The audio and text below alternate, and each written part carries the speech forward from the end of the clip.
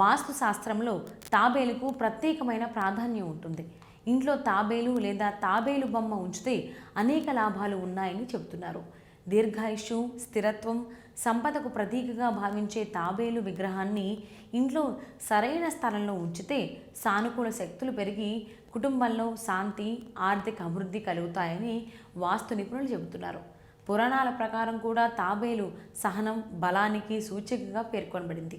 అందుకే ప్రాచీన కాలం నుంచి అనేక మంది ఇళ్లల్లో తాబేలు విగ్రహాన్ని చూడవచ్చు. తాబేలు ఇంట్లో ఉంటే వచ్చే లాభాలు, ఆర్థిక వృద్ధి. వాస్తు నియమాల ప్రకారం తాబేలు విగ్రహాన్ని సరైన దిశలో ఉంచితే ధనలాభం పెరిగి ఆర్థిక సమస్యలు క్రమంగా తొలగిపోతాయని నమ్ముతారు. తాబేలు దీర్ఘాయుష్కు ప్రతీక కూడా. ఇంట్లో దీని ప్రతిమ ఉండటం వల్ల ధనలాభం పెరగడంతో పాటు కుటుంబ సభ్యుల ఆరోగ్యం మెరుగుపడుతుందని చెబుతారు. తాబేలు ప్రశాంతతకు సంకేతం. దీని ఉనికి ఇంట్లో నెగిటివ్ ఎనర్జీని తగ్గించి శాంతియుత వాతావరణాన్ని కలిగిస్తుంది.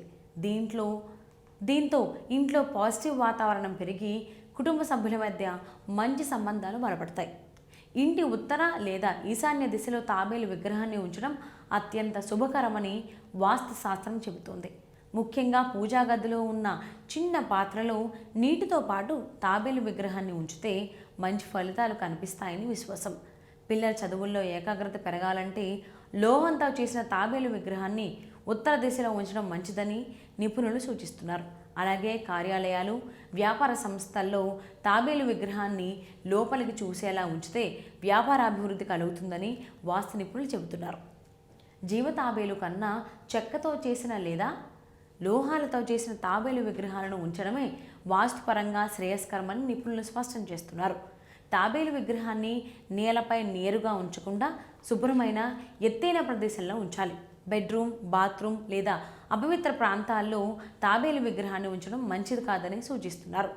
వాస్తు శాస్త్రం ప్రకారం తాబేలు విగ్రహాన్ని సరైన విధంగా సరైన దిశలో ఉంచితే ఇంట్లో సంపద, శాంతి, ఆరోగ్యం పెరుగుతాయని నమ్మకం.